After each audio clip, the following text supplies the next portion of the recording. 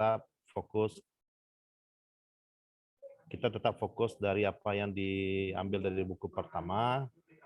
Mudah-mudahan memang ini bisa kita tuntaskan konsepnya, dan jangan lupa bahwa untuk meningkatkan pemahaman konsep tersebut, maka di e-learning telah disiapkan sebuah fitur untuk menyampaikan kasus dari sebuah topik, menyampaikan kasus dari topik yang dibahas gitu. Nah, pertemuan minggu lalu telah selesai dan itu dituntaskan menuliskan kasusnya sampai minggu depan. Jadi untuk pertemuan kedua dan pertemuan ketiga itu kami berikan kesempatan untuk menyelesaikan tulisan kasusnya itu sampai tanggal 5. Nah, untuk pertemuan berikutnya ini tentu kasus itu dituliskan dulu. Ya.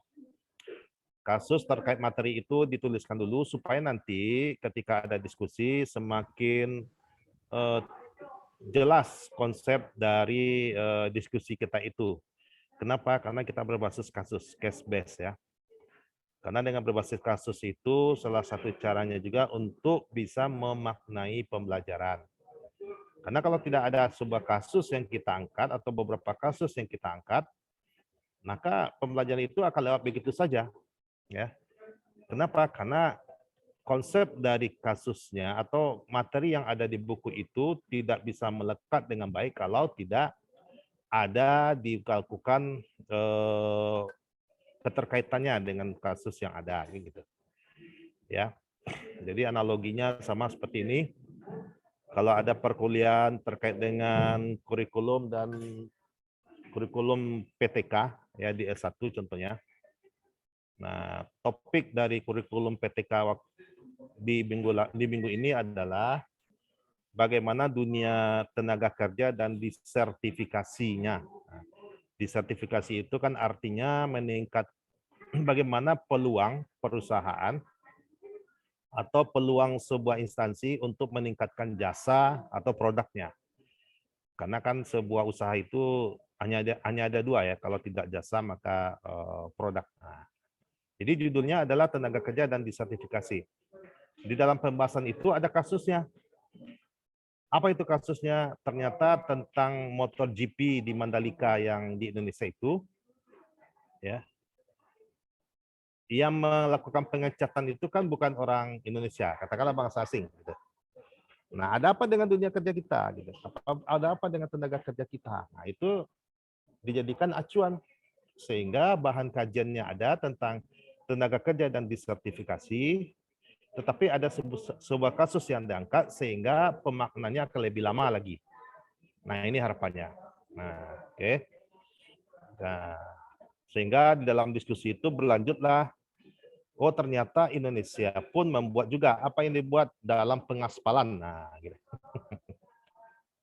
Saya tidak tahu persis ya, tapi karena mahasiswa saya itu banyak penggila motor GP mungkin, nah, sehingga jadikan sebuah kasus dalam konsep ini, dalam pembelajaran ini.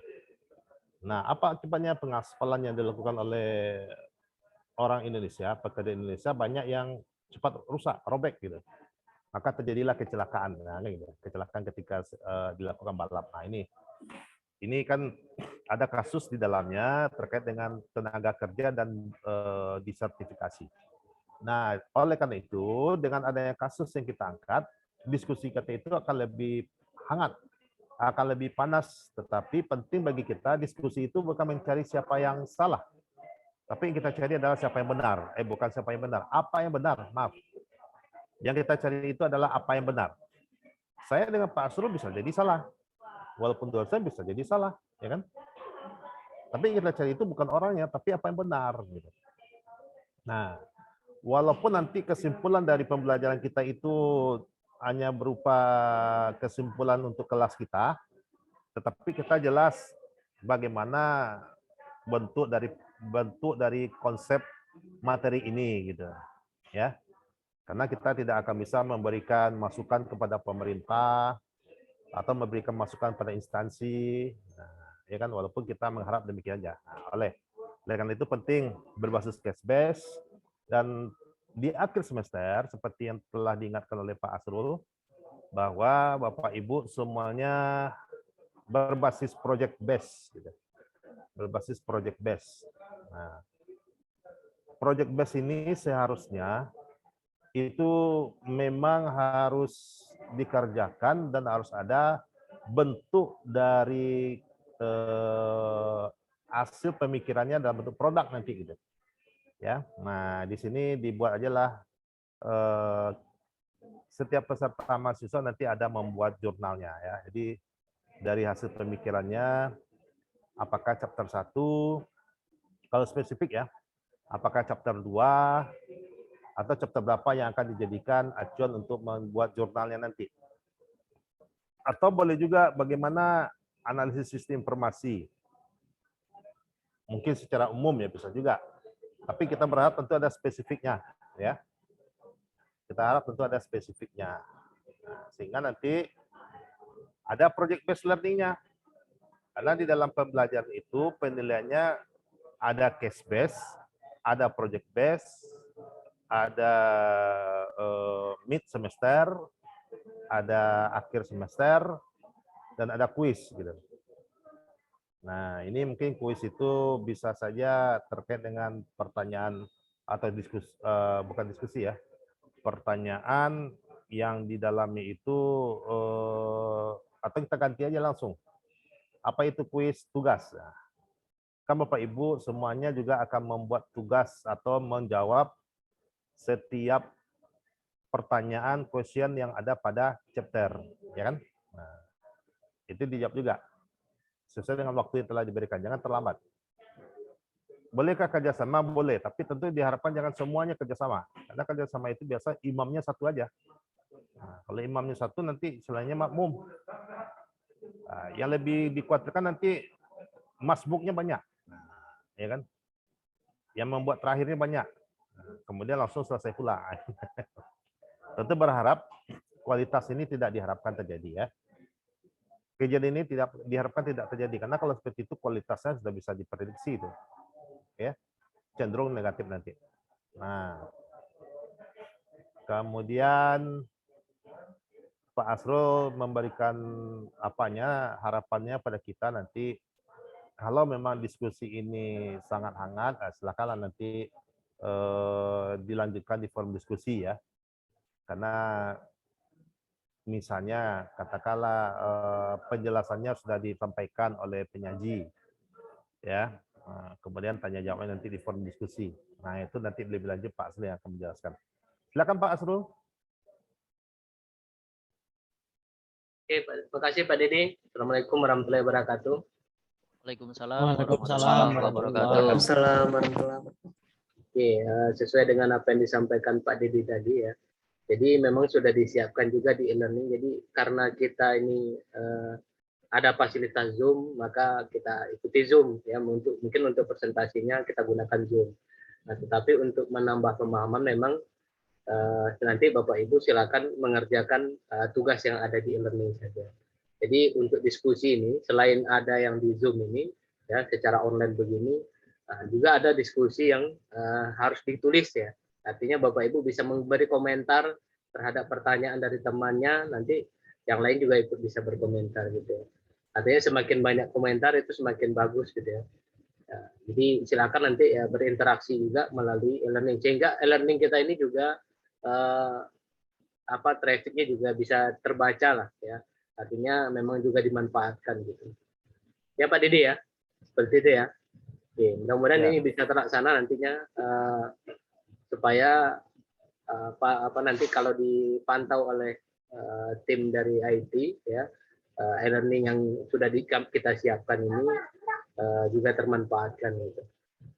Nah, untuk yang berikutnya kelompok berapa nih Pak Dede? Kelompok 2 ya? Iya Pak. Kelompok 2 lagi.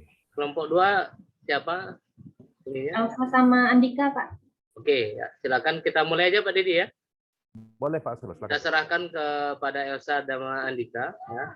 Silakan, nanti ini sudah kita record. Nah, kebetulan saya kondisinya memang masih belum fit sekali, masih batuk ya. Jadi agak tenggorokannya agak kering gitu, rasanya gatal-gatal. Jadi nanti mungkin kita akan tetap mendengarkan ya apapun yang disampaikan dalam forum diskusi.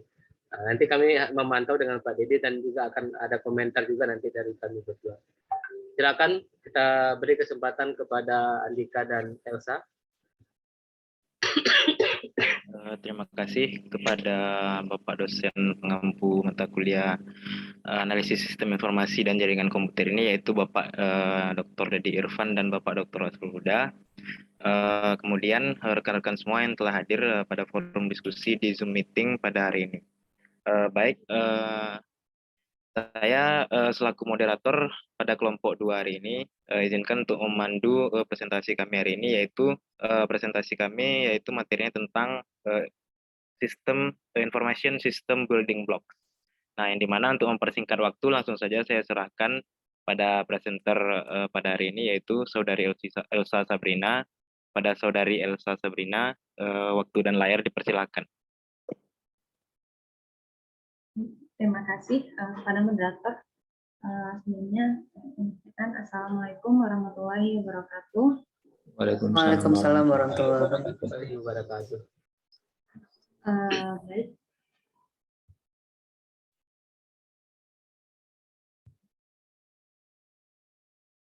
Izin share screen ya Pak ya. Pada siang hari ini saya dan Andika Royono akan menampilkan mempresentasikan sajian materi mengenai informasi sistem building blocks. Oke. Nah, maraknya perkembangan sistem informasi pada sekarang ini menyebabkan banyaknya pemahaman yang kurang sesuai dengan paham sistem informasi itu sendiri, yang mana kebanyakan itu terjadi pada tahap pembangunan atau perancangan awal saja. Padahal sejatinya sistem informasi itu mencakup banyak hal, bisa saja itu tentang bahasa pemrograman, mungkin teknologi jaringan, basis data dan lain-lain. Nah, terutama pada pembangunan sistem informasi itu sendiri memiliki bagian-bagiannya atau bloknya gitu. Nah, baik pada kali ini pembahasan yang akan kita bahas yaitu mengenai perbedaan sistem informasi itu baik dari front office-nya maupun back office-nya. Kemudian menjelaskan macam-macam kelas yang terdapat pada sistem informasi itu sendiri, kemudian menjelaskan peran arsitektur sistem informasi dalam pengembangan sistem. Nah, kemudian mengidentifikasikan tujuan tingkat tinggi yang menyediakan pada pemilik dan pengguna sistem dengan perspektif sistem informasi itu sendiri. Lalu ada menjelaskan mengenai perspektif berorientasi tujuan untuk setiap sistem informasi, tujuan dari sistem informasi itu sendiri. Kemudian ada untuk mengidentifikasi teknologi yang memberikan perspektif sistem informasi kepada perancang atau pembangun sistem. Lalu kemudian ada menjelaskan 4 blok bangunannya per blok-blok pada sistem informasi itu, baik itu dari pengetahuannya, proses dan komunikasi untuk sistem informasi itu sendiri, dan menjelaskan perannya. Oke, awalnya kita akan membahas mengenai apa itu sistem informasi. Nah, mungkin sistem informasi itu tidak asing lagi bagi kita yang sudah berada di bidang teknologi selama bertahun gitu. Nah, apa itu konsep, apa itu sistem informasi? Nah, menurut McLeod, pada tahun 2021, sistem itu merupakan suatu himpunan dari unsur-unsur yang saling berkaitan, sehingga nanti akan membentuk satu kesatuan yang utuh dan terpadu, yang dimana nanti akan terdapat data, yang dimana data itu nanti akan menghasilkan suatu informasi yang akan diperoleh oleh banyak pengguna. Nah, ini merupakan skema blok pada sistem informasi itu sendiri. Nah, secara garis besar, sebuah sistem informasi itu terdiri atas 3 komponen utama, yaitu ada software, ada hardware, dan ada brainware, di mana nanti ketiga komponen ini akan saling berkaitan satu sama lain. Nah, kemudian ini merupakan alur dari sistem aplikasi itu sendiri. Di mana jika dilihat mungkin gambarnya itu kurang jelas karena ini merupakan screenshotan dari buku. Nah, jika dilihat pada nomor 1 di sini, ini merupakan transaksi data dari pengguna ke sistem, di mana nanti sistem pemrosesan transaksi ini merespon input data transaksi. Misalnya pengguna itu ingin memesan suatu barang, gitu. Nah, maka akan masuk proses pemasukan datanya yaitu pesanan. Nah, ini nantinya akan menghasilkan informasi transaksi untuk memverifikasi bahwa pemrosesan yang benar dari transaksi input itu akan menghasilkan data yang nanti akan disimpan di sini. Dan kemudian nantinya pengguna itu nanti akan melakukan pemrosesan transaksi kedua yang nantinya akan menghasilkan transaksi keluarannya. Setelah dipesan, nanti akan ada keluarannya, yaitu misalnya berupa faktur. Nah, sistem seperti itu nanti akan dapat merespon sesuatu yang sangat sederhana seperti tanggal pemesanannya ataupun tanggal selesainya pemesanan tersebut. Nah, nanti akan masuk ke peta nomor 3 ini, yaitu tentang manajemen informasi. Di mana di sini sistem informasi manajemen ini hanya membaca dan menghasilkan data yang disimpan dalam basis data transaksional di sini. Nah, di sini ya di mana data ini dipelihara oleh sistem pemrosesan transaksi yang disebutkan yang DS operational data store ini. Nah, di mana nanti akan masuk data yang ini ke yang ini. Manajemen informasi sistem ini nanti akan membaca data yang tersimpan yang telah diinputkan oleh pengguna. Nah, jika kita perhatikan pada diagram nomor 6 ini, tembakan dari data alur dari data ini merupakan database transaksional yang nanti akan menyimpan segudang informasi atau data gitu, di mana nanti data ini akan digunakan oleh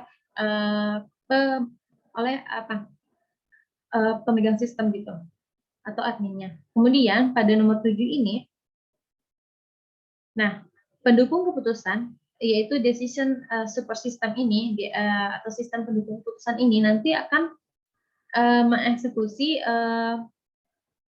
hanya akan mengeksekusi data dan membacanya saja gitu. Karena hal ini akan menghasilkan dukungan keputusan dan informasi manajemen yang eksekutif bagi pengguna. Nah, ini. Nah, jika dilihat pada knowledge base ini, sistem pakar ini membutuhkan database khusus yang menyimpan bentuk keahlian dalam bentuk aturan dan heuristiknya gitu, rules dan heuristiknya. Nah, jika sistem pakar ini menerima masalah sebagai masukan sepertinya, misalnya haruskah kita memberikan kredit kepada pelanggan tertentu gitu. Nah, nanti ini akan merasakan bagian yang disebutkan itu nanti akan diproses kembali apakah data itu layak diproses atau enggak. Nah, selanjutnya yaitu ada kerangka kerja untuk arsitektur informasi, di mana arsitektur ini merupakan berfungsi sebagai kerangka kerja tingkat yang lebih tinggi lagi untuk memahami pandangan yang berbeda dari blok bangunan fundamental dari suatu sistem informasi. Nah, arsitektur sistem informasi ini merupakan suatu pemetaan atau rencana kebutuhan-kebutuhan informasi di dalam suatu organisasi. Dan sini menggambarkan suatu modelnya, ataupun konsep informasi yang digunakan dalam aktivitas-aktivitas yang membutuhkan detail eksplisit maupun dari suatu sistem yang kompleks gitu. Contoh aktivitas tersebut contohnya sistem pustaka pemrograman ataupun sistem manajemen pengembangan web ataupun sistem manajemen pemrograman arsitektur perusahaan gitu. Nah, arsitektur ini berguna sebagai penuntun bagi operasi sekarang untuk mengarahkan sistem itu bekerja sebagaimana alurnya gitu. Nah, oleh karena itu arsitektur informasi ini memadukan kebutuhan informasi, komponen, sistem informasi, dan teknologi pendukung.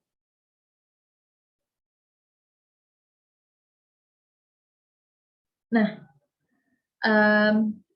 arsitektur informasi ini menggunakan arsitektur teknologi yang dapat dibedakan menjadi 3 macam, yaitu yang pertama ada arsitektur tersentralisasi atau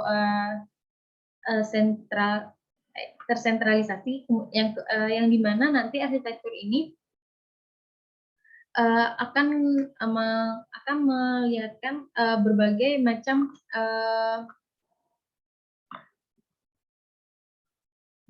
macam mainframe-nya pada komputer gitu. Yang kedua ada arsitektur desentralisasi. Kemudian yang ketiga ada arsitektur klien atau server. Nah, arsitektur tersentralisasi di sini,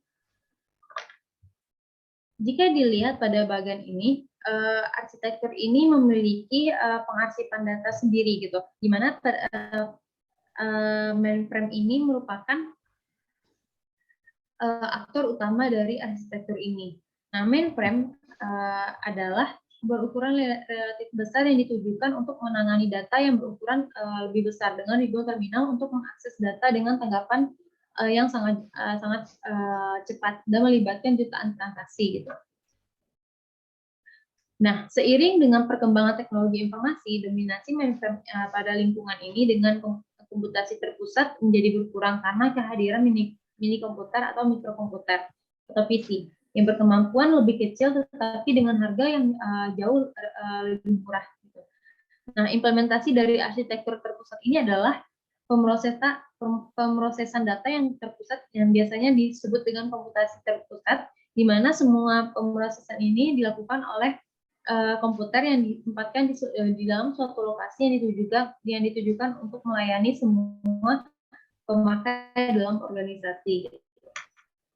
Yang kedua tadi ada arsitektur desentralisasi.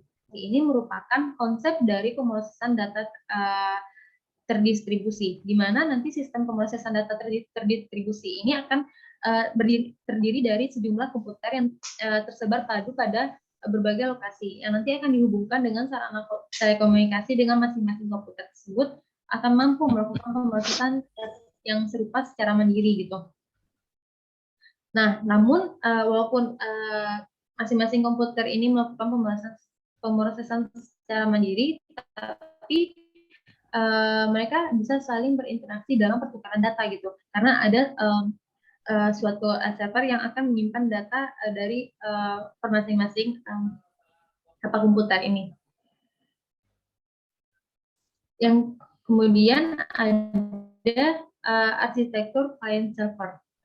Nah, pada arsitektur client server ini konektivitas antara berbagai macam komputer sangatlah tinggi gitu, karena beragam komputer dari vendor yang bermacam-macam bisa saling berinteraksi. Nah, istilah yang sering dipakai yaitu interoperabilitas gitu. Dan di mana nanti perkembangan ini akan memudahkan perangkat lunak untuk saling berinteraksi.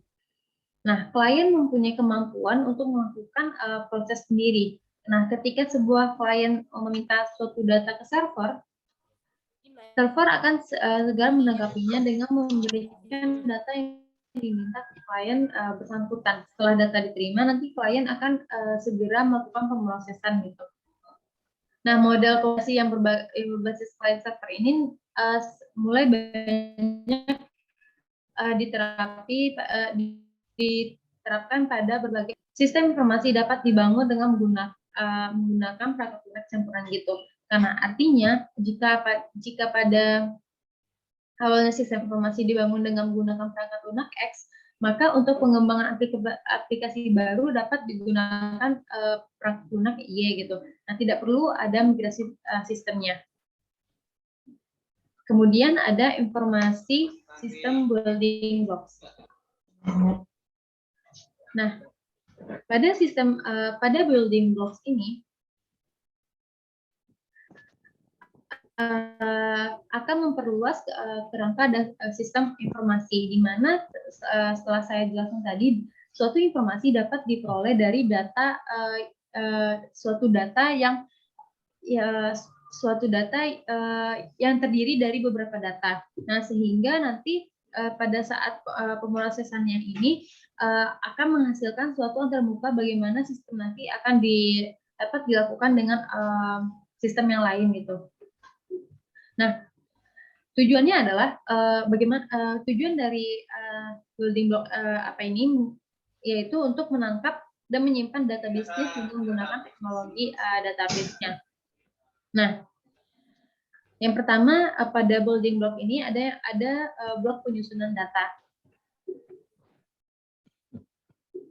atau kemudian ada blok bangunan proses.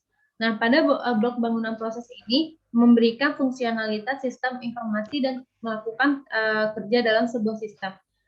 Nah, tujuannya adalah untuk mengotomatiskan proses sesuai dengan teknologi perangkat lunaknya, seperti yang pertama tampilan proses sistem penggunanya. Nah, bagaimana nanti pengguna akan merasa tertarik pada tampilan masing-masing sistemnya gitu. Yang kemudian ada tadi blok bangunan proses. Nah, di mana blok bangunan proses ini blok bangunan antarmuka. Nah, di mana blok bangunan antarmuka ini memiliki dua komponen penting untuk antarmuka sistem informasi sendiri. Yang pertama yaitu sistem informasi harus menyediakan antarmuka yang efektif dan efisien pada pengguna sistem. Kemudian ada sistem informasi harus efektif dan efisien dengan sistem informasi yang lain. Nah, baik dalam bisnis dan semakin meningkat dengan sistem informasi bisnis lain gitu. Nah, di mana nanti saat mempertimbangkan atau mensponsori sebuah sistem informasi yang baru, pemilik nanti dapat mengetahui bahwa dengan unit ini pelanggan dan bisnis eksternal nanti akan mampu atau tidak saling berinteraksinya gitu. Kemudian ada blok bangunan geografi. Nah, sistem informasi geografi ini menjelaskan distribusi data, proses dan antarmuka dari blok satu ke blok bangunan lainnya. Nah, di mana pada lokasi bisnis ini akan sesuai dengan pergerakan data dan informasi antar lokasi tersebut. Nah, dimasukkannya geografi dalam kerangka ini cenderung menuju komputasi terdistribusi. Artinya pada aplikasi yang paling populer ini nanti akan melakukan komputasi terdistribusi yang disebut dengan komputasi klien atau server gitu. Nah, kemudian ada blok bangunan komunikasi. Pada blok bangunan komunikasi, sistem informasi nanti akan melihat bagaimana antarmuka pada sebuah sistem informasi itu untuk mendukung fungsi bisnis yang meluas ke pelanggan organisasi, seperti pemasarannya bagaimana, penjualannya bagaimana, dan bagaimana manajemen pelanggannya. Nah, sistem informasi ini nanti juga akan melihat bagaimana pengguna pada suatu sistem informasi tersebut, seperti sumber daya manusianya, manajemen keuangan, manufaktur, ataupun kontrol inventarisnya. Dan ini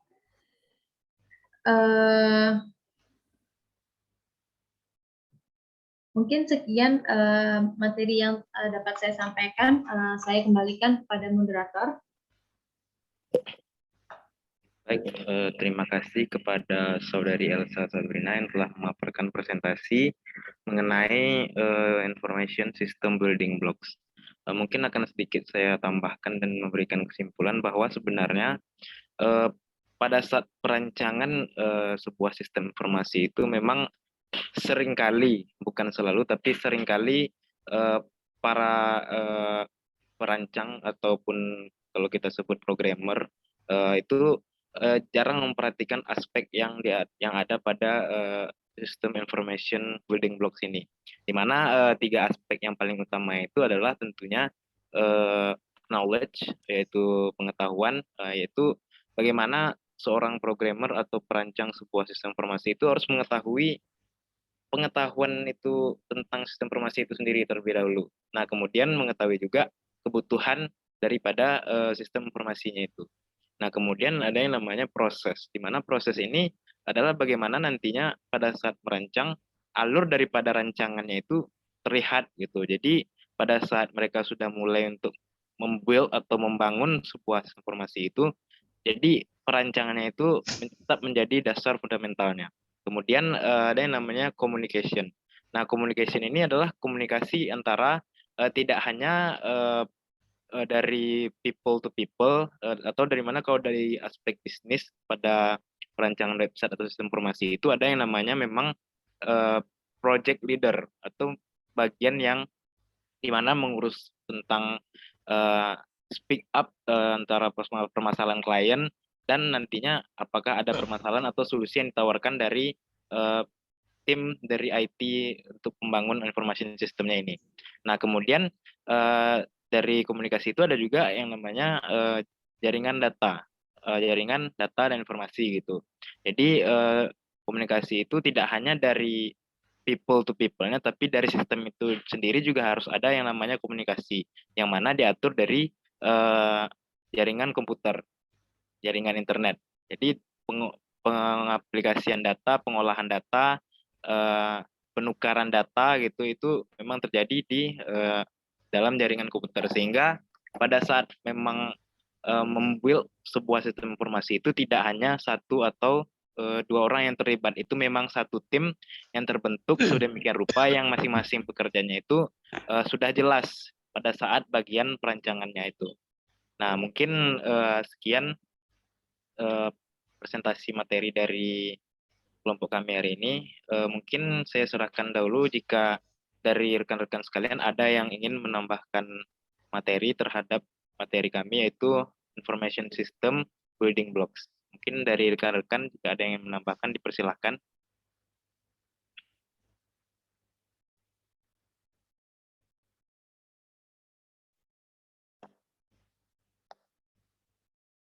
Baik, sekali lagi mungkin jika ada dari rekan-rekan yang sekiranya ingin berbagi pengalaman pun terhadap mungkin pernah membuild sebuah sistem informasi atau mungkin pernah menggunakan sistem informasi dan merasa ada yang kurang dari sistem informasi tersebut, mungkin bisa kita diskusikan apakah dari building blocks yang salah atau bagaimana.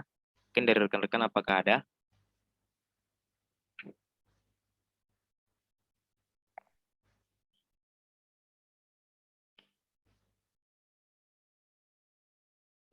Baik, saya kira mungkin belum ada untuk sekarang. Saya lanjutkan ke sesi pertanyaan atau diskusi, mana mungkin jika ada teman-teman sekalian yang ingin memberikan sebuah pertanyaan atau bahan untuk bisa kita diskusikan terkait materi kami hari ini, yaitu Information System Building Blocks, jika ada dipersilahkan.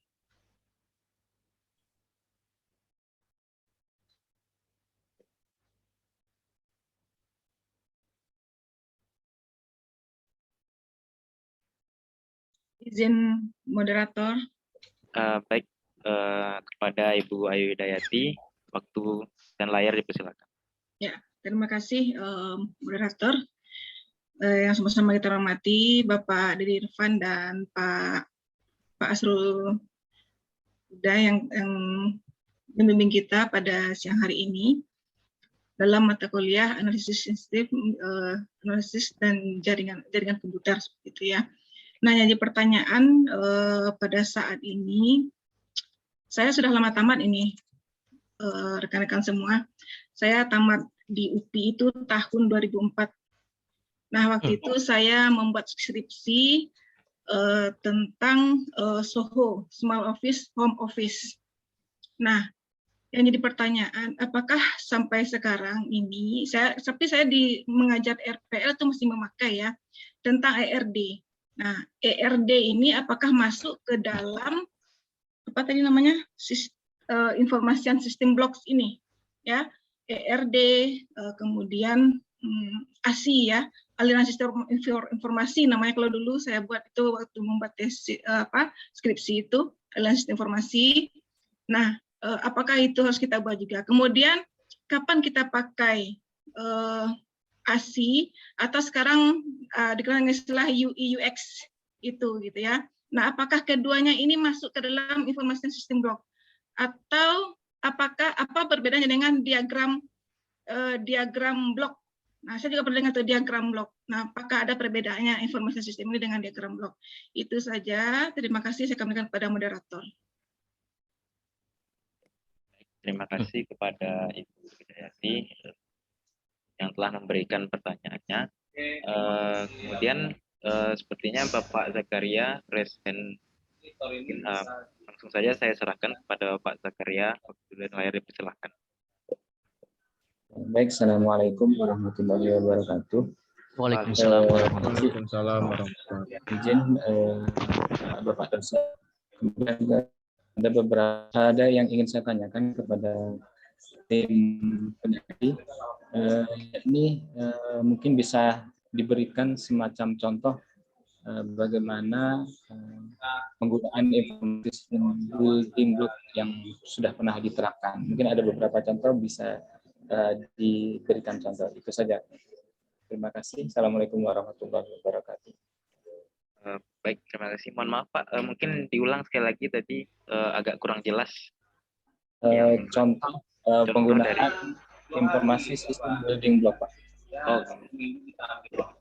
Oke, baik. Baik, terima kasih kepada Bapak Zakaria telah memberikan pertanyaannya. Kemudian mungkin dari rekan-rekan yang lain jika masih ada yang ingin memberikan pertanyaannya, dipersilahkan. Izin Pak Moderator. Baik, Ibu Yosi, langsung saja saya persilakan pada Ibu Yosi. Dan lain dipersilakan. Ya, Assalamualaikum warahmatullahi wabarakatuh. Waalaikumsalam warahmatullahi wabarakatuh.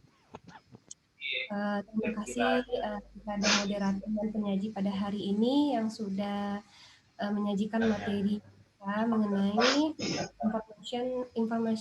information system building blocks.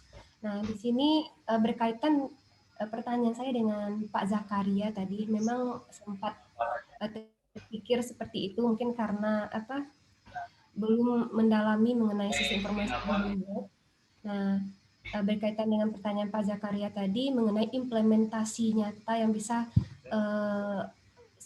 saya lihat mungkin kemudian mungkin penyaji bisa menjelaskan bagaimananya yang menjadi sistem informasi building block-nya seperti itu. Mungkin bisa dijelaskan proses atau ciri khasnya seperti itu. Sehingga saya mungkin lebih paham lagi mengenai sistem informasi building blocks ini. Kemudian bagaimana, apakah ada kelebihan dan kelemahan dari sistem informasi ini? Mungkin itu pertanyaan kembalikan. Terima kasih. Baik, terima kasih banyak kepada Ibu Yosi yang telah memberikan pertanyaannya. Mungkin untuk sesi pertama ini saya cukupkan dahulu 3 pertanyaan ini. Mungkin izinkan kami untuk mencari jawabannya sekitar 10 menit agar nantinya jawaban yang kami sampaikan lebih terlihat nyata nantinya dengan contoh atau implementasi yang jelas. Mohon izin Bapak Ibu dan rekan-rekan sekalian.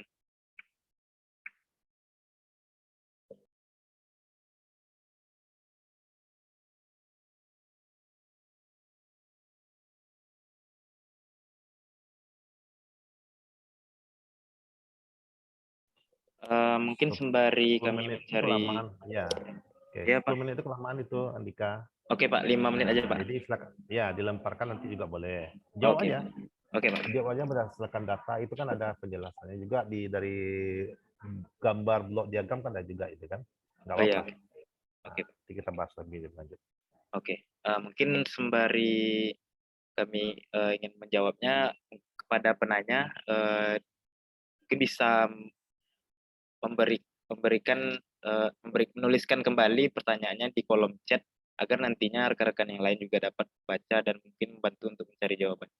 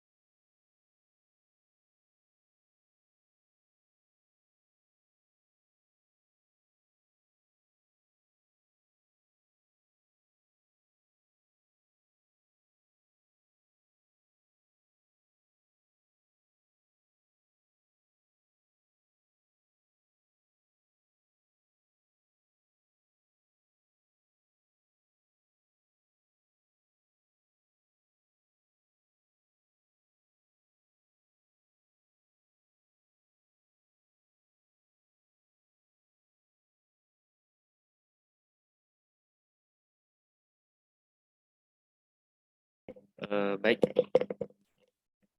terima kasih sekali lagi atas waktu yang telah diberikan. Mungkin akan langsung saya mencoba untuk menjawab pertanyaan dari Kak Yosi, Saudari Yosi dan Bapak Zakaria. Nah, mungkin saya luruskan sedikit yang dari Kak Yosi tadi, sepertinya pemahamannya tentang information system building blocks tadi itu adalah sebuah sistem informasi, tapi bukan Kak, ini lebih ke arah bagaimana sih merancang atau membangun sebuah sistem informasi itu berdasarkan bagian-bagian yang sudah ditetapkan dalam teorinya. Nah, jadi lebih seperti itu, Kak. Nah, jadi untuk implementasinya, saya coba perlihatkan ini ada beberapa proposal dari rekan-rekan S1 saya yang dahulu. Kenapa tidak punya saya? Karena yang punya saya tidak ketemu filenya, takutnya nanti kelamaan. Jadi saya coba tunjukkan yang punya teman saya dulu.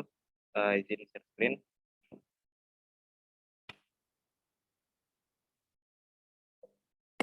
Nah, jadi information system building blocks ini adalah lebih ke arah bagaimana perancangan-perancangan dari sebuah sistem informasi atau mungkin aplikasi yang nantinya akan memberikan sebuah informasi atau yang berbentuk sebuah sistem. Nah, di sini adalah analisis. Analisis itu terdapat analisis pelaku, analisis bisnis, dan analisis aturan bisnis dan yang lain. Nah, di sini ini termasuk ke dalam bagian dari communication. Nah, communication itu adalah bagaimana nantinya si perancang itu mencari tahu apa yang dibutuhkan di ruang lingkup sistem informasi yang akan dibuatkan. Nah, kebetulan di sini dari proposal rekan saya itu membuat semacam food app atau aplikasi sistem informasi yang bisa menjual belikan makanan atau mengorder makanan gitu.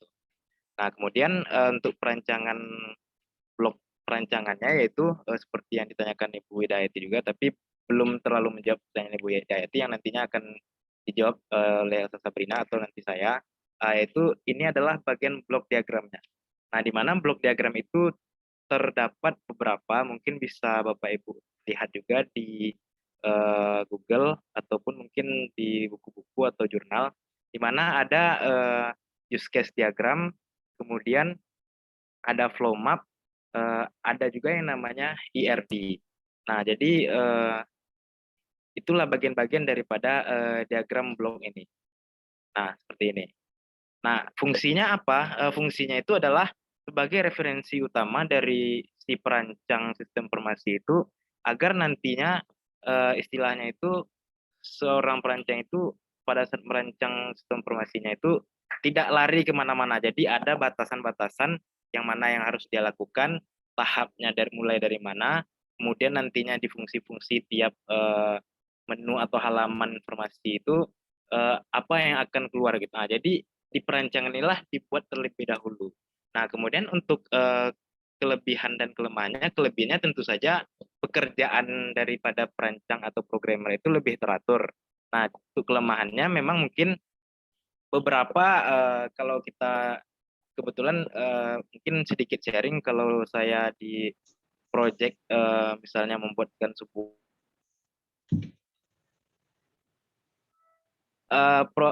perancangan yang seperti ini akan sedikit memperlama gitu, akan sedikit memperlama proses pembuatan daripada aplikasi atau sistem informasi yang dibutuhkan dari si klien. Nah, namun jika memang project-nya itu project yang besar dan tidak bisa main-main, nah perancangan inilah yang harusnya yang menjadi referensi utama kita seperti itu. Nah, jadi mungkin untuk use case diagram dan flow map serta sequence diagram dan yang lainnya mungkin nanti akan saya share lagi mungkin materinya jika Bapak dan Ibu berminat untuk mempelajari lebih dalam tentang sistem informasi ini dan perancangannya. Mungkin untuk jawaban dari saya terhadap pertanyaan Bapak Zakaria dan Ibu Yosi hanya sekian. Terima kasih. Izin untuk mematikan share screen. Oke. Kemudian saya serahkan kepada rekan-rekan yang rasanya dari jawaban kelompok saya atau jawaban dari saya pribadi ini ada kesalahan atau hal yang kurang tepat atau mungkin tambahan dari rekan sekalian atau sharing pengalaman terhadap dalam membangun sebuah sistem informasi yang berdasarkan perancangan seperti interface ataupun diagram yang sudah saya tunjukkan tadi. Mungkin kepada Bapak Ibu dipersilakan.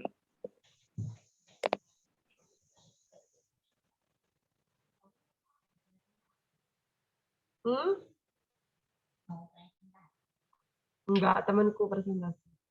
Aku pas kemarin pas presentasi pas mama teler-telernya. Akhirnya Kak Misal izin. Padahal hari itu Kak Misal presentasi. Mohon maaf Ibu Misal, mic-nya belum mati, belum mute. Oh. Ya. Oke.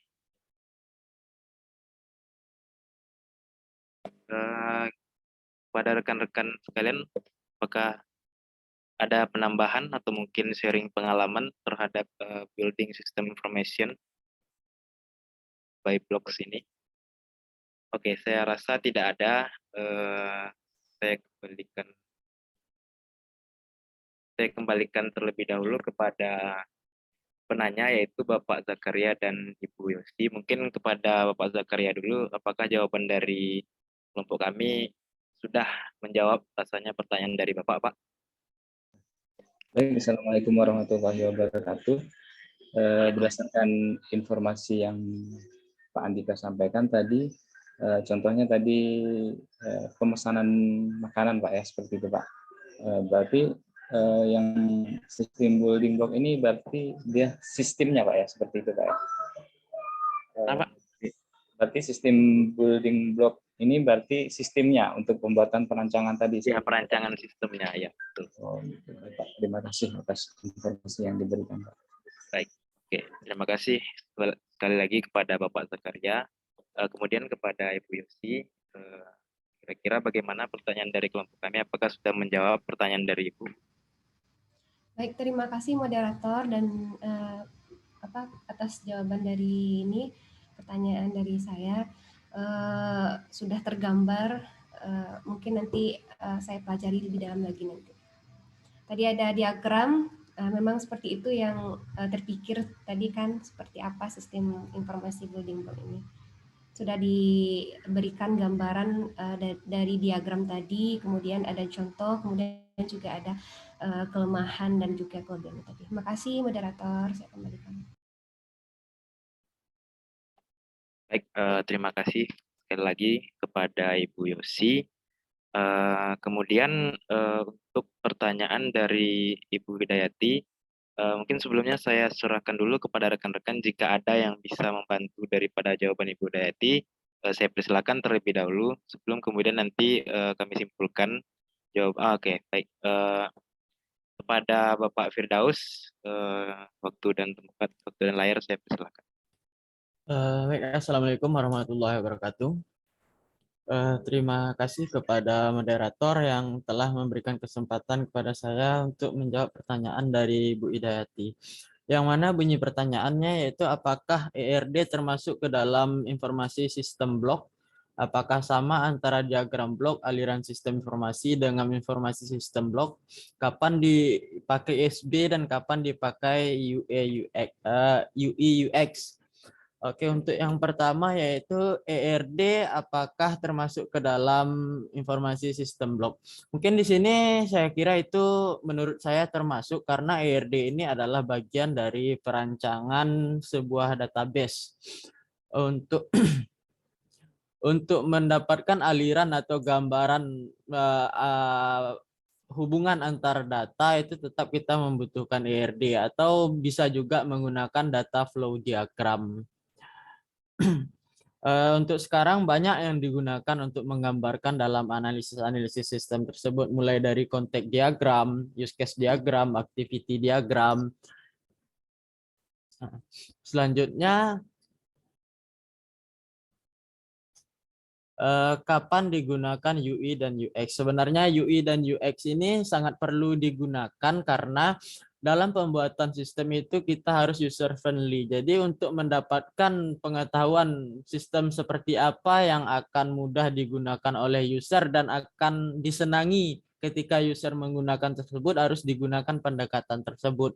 Untuk UI sendiri itu merupakan sebuah pendekatan yang bertujuan untuk mendapatkan fitur atau menu-menu apa saja yang harus ada di dalam aplikasi tersebut.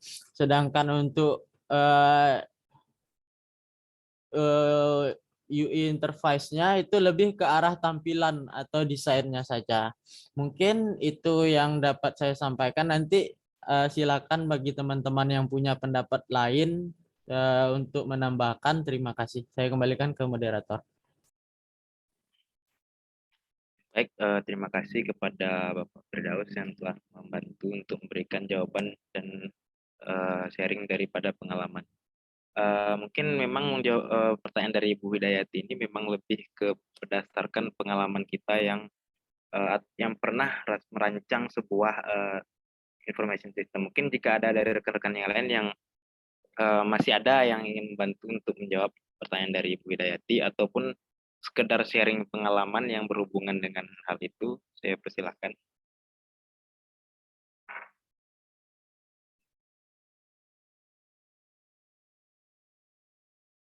Oke, baik. Saya rasa mungkin tidak ada yang ingin memberikan tambahan lagi. Jadi saya simpulkan sedikit jawaban dari pertanyaan Ibu Hayu Hidayat ini, yang mana ERD itu sendiri memang termasuk dalam information system building blocks. Jadi memang dia termasuk dalam building blocks-nya itu, Bu, karena dia adalah perancangan utama yaitu daripada database. Mana di building blocks ini ada yang namanya communication. Nah, communication itu terjadi antar data, di mana data itu yang nanti diolah menjadi sebuah informasi gitu. Nah, kemudian apakah sama antara diagram blocks, aliran sistem informasi dengan information system blocks?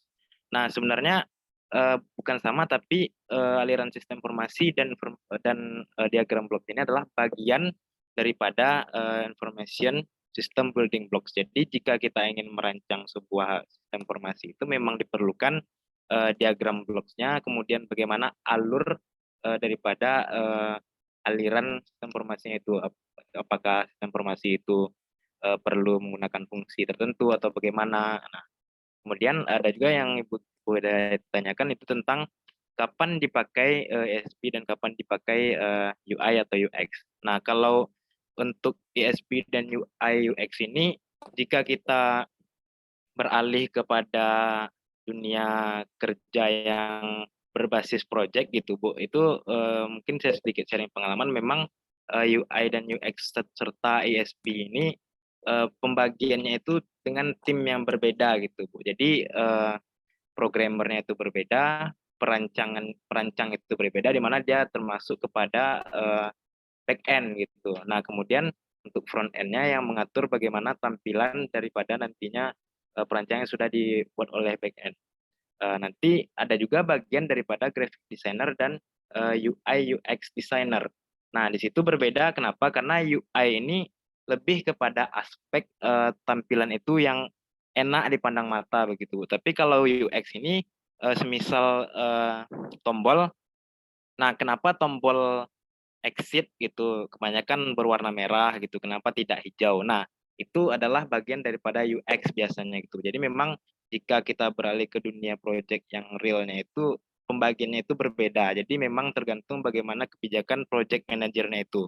Apakah ISP itu diperlukan atau cuman perancangan interface-nya saja, atau mungkin perancangan database dan ISP-nya itu dihilangkan dulu, atau bagaimana, itu tergantung memang kebutuhan daripada kliennya. Nah, jadi mungkin itu jawaban dari saya dan juga penambahan dari Bapak Firdaus tadi. Mungkin jika ada teman-teman lagi, sekali lagi saya berikan kesempatan yang ingin sharing pengalaman ataupun memberikan tambahan jawaban dari pertanyaan Ibu Dayati. Jika ada, saya persilakan.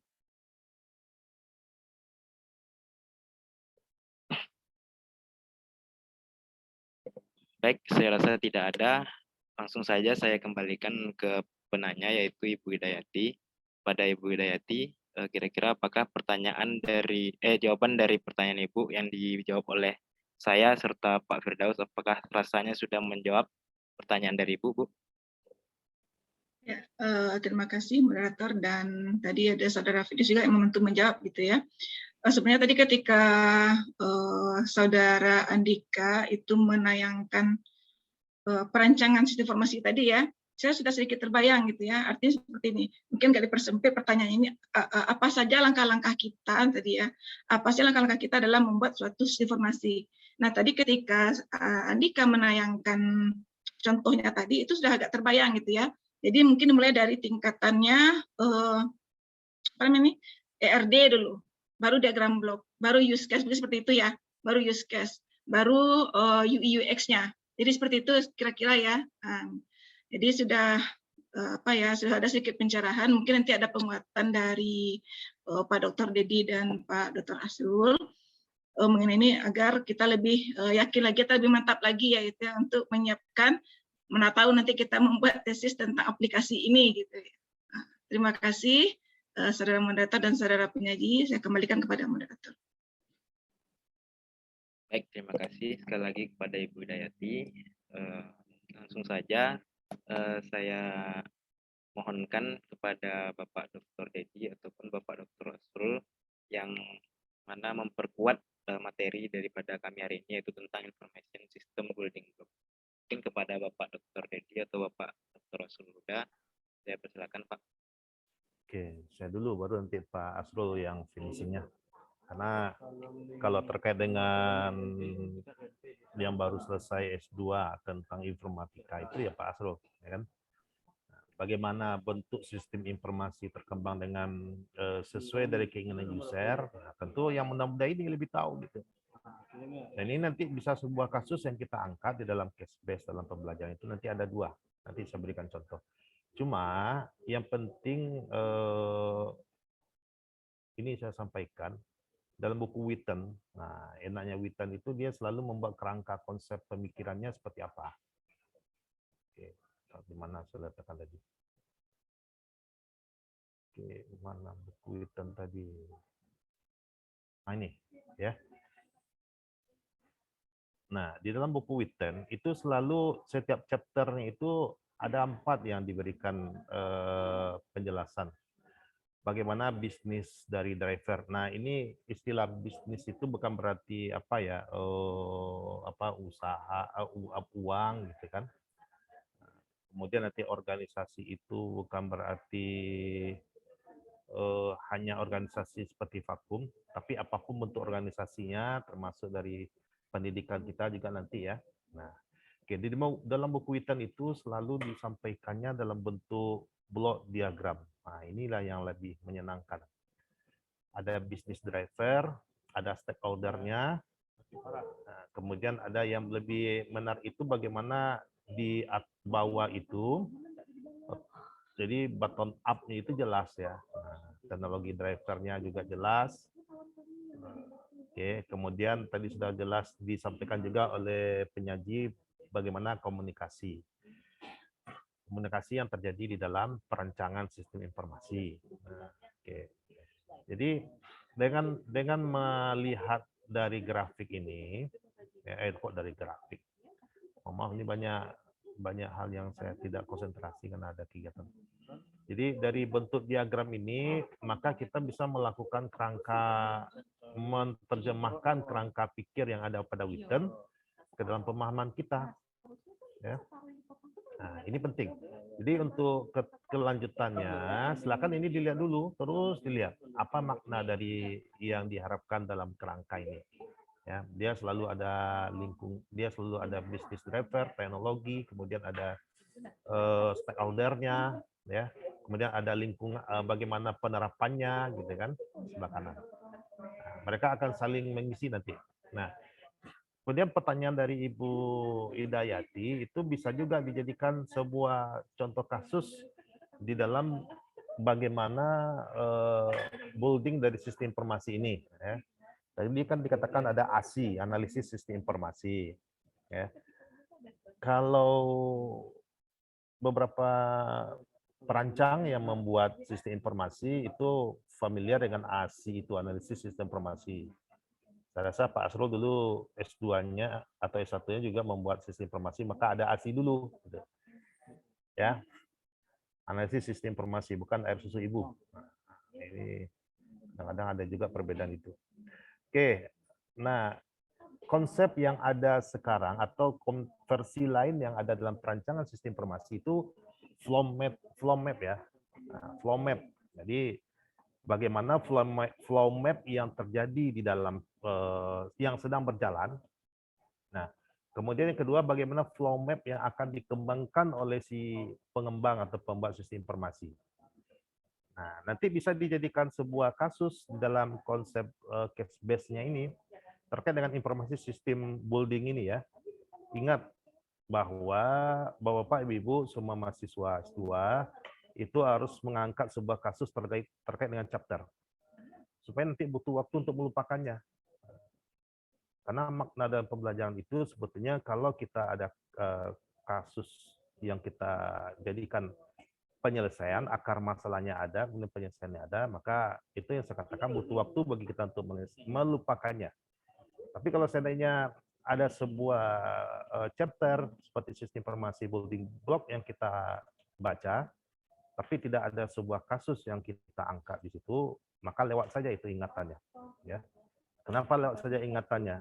Karena tidak ada semacam pendalaman materi yang didapatkan dari akar masalah di sebuah chapter. Ya. Jadi kalau seandainya seperti analogi dalam film, itu bagaimana alur film itu masih teringat oleh kita itu kan bisa diawali dengan akar masalah yang terjadi dalam skenario-nya itu kan. Nah, kalau sekarang kan drakor yang paling hebat itu drama Korea. Kenapa? Karena di dalam drakor itu jelas sekali apa yang jadikan akar masalahnya, kemudian ending itu ada gitu. Oke. Nah, alur itu nampak sama seperti flow map. Flow map yang sedang terjadi. Jadi misalnya ada sebuah sederhana ya. Ada sebuah kegiatan yang tidak ada sistem informasinya, tidak ada websitenya. Maka dibuatlah flow map yang sedang terjadi. Ya, di situ ada pencatatan secara manual. Nah, sekarang kalau sudah ada flow map yang dirancang, ya, maka situ ada database-nya. Ingat ya bahwa memang paling enak kita kalau saya melihat terus itu paling enak itu di bawah ini terus. Ya. Bagaimana teknologi drivernya? Teknologi drivernya itu kalau di dalam chapter ini database-nya, software-nya, interface-nya, ya. Tentu Bapak-bapak, Ibu-ibu yang lain pun bisa menilai sebuah pembelajaran di buku ini pun dari segi kirinya mungkin ya. Kiri itu bagaimana stakeholder yang terjadi pada sistem informasinya. Oke. Nah, jadi itu kasus pertama ya. Apakah memang ASI, aliran sistem informasi itu sama dengan flow map ya? Flow map yang berjalan atau flow map yang akan dirancang gitu. Oke, itu bisa jadikan sebuah apa itu? Kasus yang diangkat ya, yang diselesaikan gitu. Sehingga pemikiran Bapak Ibu atau kita semua itu bagaimana penyelesaiannya gitu kan? Apakah memang dalam penyelesaian sistem informasi itu cukup dengan ASI atau dengan flow map, atau dengan flow map lebih baik ASI-nya bisa ditinggalkan. Oke, itu kasusnya.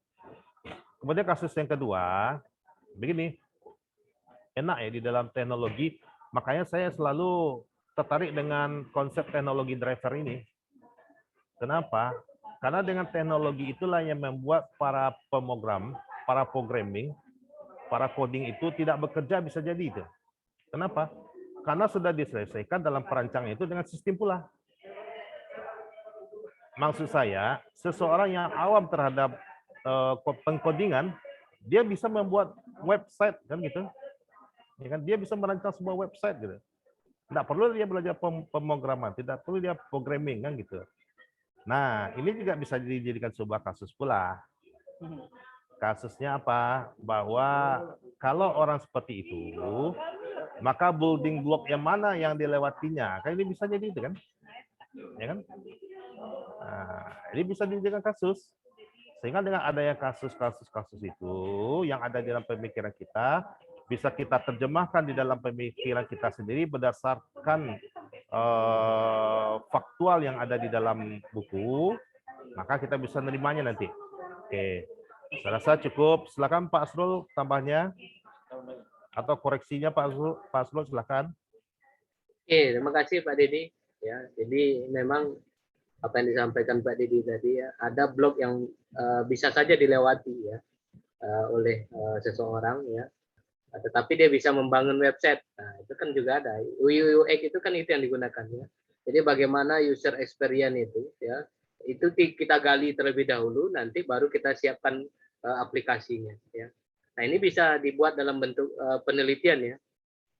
Jadi ada sebuah analisis dulu yang dilakukan ya, supaya nanti tampilan dari user interface-nya itu memang menarik ya, berdasarkan keinginan daripada pengguna nantinya. Nah, itu sama itu ada salah satu dulunya ada namanya Alamanda Sentika ya. Itu salah seorang programmer Gojek itu ya, yang sekarang itu beralih profesi ya, mengembangkan sekolah programmer ya. Jadi dia untuk membuat sebuah aplikasi memang harus ada riset dulu ya, riset kecil-kecilan tentang apa sih keinginan dari masyarakat, baru dia siapkan aplikasinya gitu ya. Jadi harus ada dulu permasalahan yang dia temukan di lapangan ya, baru dia buatkan aplikasinya. Nanti Bapak Ibu bisa cek itu ya, namanya Alamanda Sentika ya. Sekarang dia itu ada Binary Academy dia bangun ya. Nanti juga bisa belajar dari situ. Saya juga banyak baca-baca ininya ya, melihat YouTube-nya ya, melihat pengalaman dia membangun ikut membangun Gojek itu ketika diminta oleh Nadiem Makarim dia untuk membangun aplikasi Gojek, dia juga salah satu foundernya dulu di awalnya gitu ya. Sekarang resign dia bangun Binary Academy gitu. Nah, itu silakan nanti dibaca-baca ya, artikelnya banyak ya, di YouTube-nya juga banyak saya lihat gitu. Mungkin itu Pak Didi ya. Iya Pak Asrul. Oke, baik. Saya rasa cukup ya. Kalau ada nanti tambahan atau diskusi, yang penting itu sudah forum diskusi kami buatkan sampai nanti jam 23.59 ya. Mudah-mudahan pertemuan kita hari ini bermanfaat bagi kita semua. Dan penting sekali lagi untuk menyiapkan desain project based learning-nya ya.